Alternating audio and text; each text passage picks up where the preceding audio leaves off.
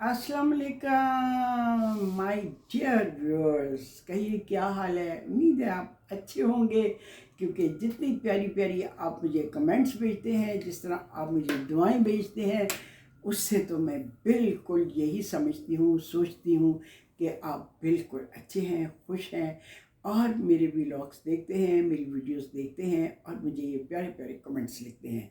जी, कहते हैं कि इंसान का मुस्तकबिल उसके अपने हाथ में है। कैसे है? बहुत से लोग जो हैं बहुत कुछ सोचते हैं, लेकिन वो सोचकर सिर्फ बैठे रहते हैं। आप जो सोचते हैं, जो आपकी सोच है, जो आपका प्लान है, जो आपके जहन में है, उसको हासिल करने के लिए आपको आगे बढ़ना होता है, अपना हाथ आगे फैलाना होता है, फिर उसके लिए जद्दोजहद करनी होती है। फिर आप कह सकते हैं कि आपका मुस्तकबिल आपके अपने हाथ में है। मैं आपको एक बहुत छोटी सी मिसाल देना चाहूँगी, पर्सनल मिसाल, क्योंकि आपको पर्सनल जो मेरे एक्सपीरियंसेस हैं वो बहुत अपील करते हैं।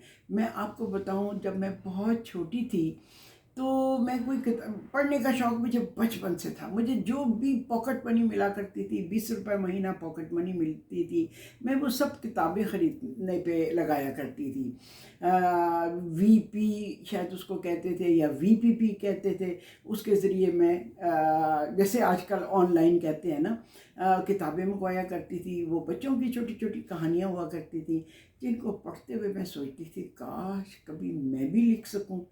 ये मैं सोचती थी और मेरे दिल में से एक क्या कहते हैं, एक बर्निंग डिज़ायर होती थी कि कभी किसी किताब पर मेरा भी नाम हो। टाइम गुजरता गया, पहले छोटी छोटी बच्चों की मैं कहानियाँ किसी बच्चों के रसाले में लिखती थी, और जब वो पब्लिश हो जाती थी, ओफ अल्लाह, मैं आपको बता नहीं सकती कि मुझे किस कदर खुशी मिलती थी। फिर उसके बाद टाइम गुजर गए, बड़े हो गए, शादी हो गई, ये वो सब कुछ हो गया। तो मैं सोचती थी अगर मैं कोई किताब लिखूं तो कैसे लिखूं, किस टॉपिक पे लिखूं। जी, वो ऐसा हुआ कि हमारी पोस्टिंग हुई चाइना में, सफारत खाना में। और जब वहाँ गई तो वहाँ के जो फेस्टिवल्स थे, वहाँ के लोग थे, उनका रहना सहना, वहाँ की रस्में, उन चंद सालों में जो मैंने देखी, वो आर्टिकल्स की सूरत में मैं 3-4 मैगज़ीन्स में पाकिस्तान में भेजा करती थी। और फिर जब पाकिस्तान वापस आए तो मैंने उन सारों मज़ामीन को कंपाइल किया और उसको किताब की सूरत में नी हाओ के नाम से लिखा। नी हाओ का मतलब है हेलो, हाउ आर यू। हम जैसे किसी की खैर खैरियत पूछते हैं तो हर चीनी बशिंदा बंदा जो किसी से मिलता है सबसे पहला लफ्ज़ कहता है नी हाओ। और इसका इंसेंटिव मुझे कैसे मिला, मुझे मुमताज़ मुफ्ती साहब ने ये बताया कि अपनी किताब का नाम ऐसा रखो कि जो कोई उसको देखे, किताब में हाथ में पकड़े, तो ये सोचे कि इसका क्या मतलब है। इसीलिए मैंने चाइना के बारे में जो अपने मुशाहिदात, अपने तजर्बात, अपने जो भी एहसासात थे, उनको तहरीर किया। तो उस किताब का नाम नी हाओ रखा, यानी कि आपका क्या हाल है। और जो भी कोई किताब को देखता था उस ज़माने में, ये पूछता था कि नी हाओ का क्या मतलब है। इस किताब का बहुत खूबसूरत फंक्शन इस्लामाबाद के एक 5 स्टार होटल में हुआ, जिसमें चाइनीज़ एम्बेसडर ने जो कुछ कहा वो आपको मैं पहले भी अपनी मुख्तलिफ इंटरव्यूज़ में बता चुकी हूँ। उसके बाद ईरान के बारे में जो मैंने किताब लिखी, उसका नाम रखा आजील। आजील का मतलब है ड्राई फ्रूट की दुकान। वहाँ पे इतनी खूबसूरत होती है ड्राई फ्रूट की दुकान कि ऐसे लगता है जैसे कोई तस्वीर है। तो मैंने अपनी किताब का नाम आजील रखा। ठीक है, इस तरह मेरी कोशिश होती है कि मैं किताब का नाम कोई थोड़ा सा डिफरेंट रखूं कि पढ़ने वाले को वो अच्छा लगे। ठीक, तो ये मैं बताना चाह रही थी अपनी मिसाल से कि मेरे जहन में एक फ्यूचर का जो तस्वर था वो ये था कि मैं कोई किताब लिखूं, कोई मैं एक किताब लिखूं जो मेरी तहरीर शुदा हो। लेकिन अल्लाह ताला ने मेरी इस सोच में क्या कहना चाहिए, ब्लेसिंग इतनी की कि आज 28 किताबें पब्लिश हो चुकी हैं। 29वीं किताब मेरी प्रेस में है, वो जो ही आई मैं आपको बताऊंगी। तो कल का जो फ्यूचर का आपका प्लान है उसको आप आज से सोचना शुरू करें और फिर उस पर अमल करते हुए जद्दोजहद करें, मेहनत करें और उसको अमली जामा जिस तरह भी आप पहना सकते हैं आप पहनाएं। दूसरा मुझे था कि मेरी शनाख्त मेरे अपने नाम से हो।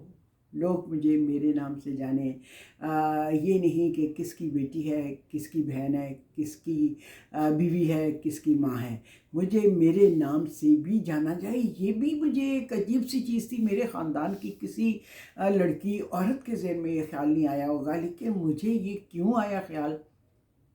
میرا خیال ہے اس کا انالیسز مجھے کرنا ہوگا۔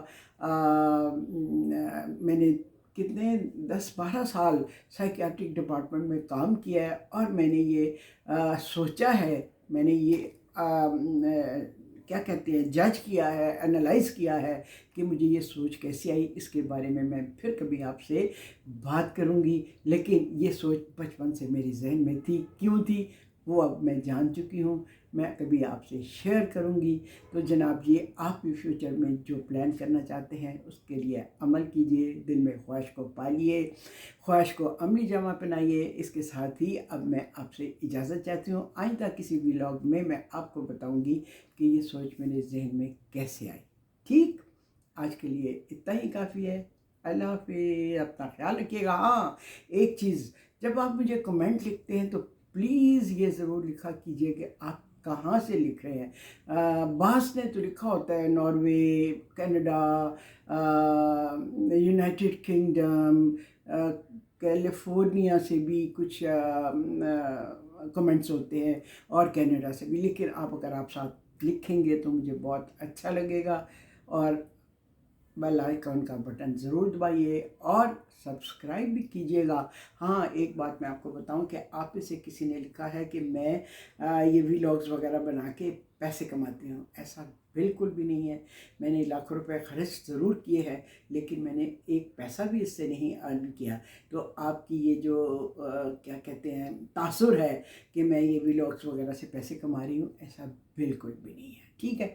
ہاں، اس سے پیسے ضرور کمائے جاتے ہیں جن کے لاکھوں کی تعداد میں بہت زیادہ سبسکرائبر ہوتے ہیں۔ میں نے سنا ہے کہ وہ لوگ کیسے، لیکن میں تو اپنے شوق کے تحت یہ کر رہی ہوں، اور اس میں پیسے میں لگا ہی رہی ہوں، میں اسے کما نہیں رہی۔ ٹھیک، آپ کے اس تاثر کو میں نے کلیئر کر دیا۔ امید ہے آپ آئندہ بھی اس طرح کے کوئی تاثرات اپنے ذہن میں قائم نہیں کریں گے۔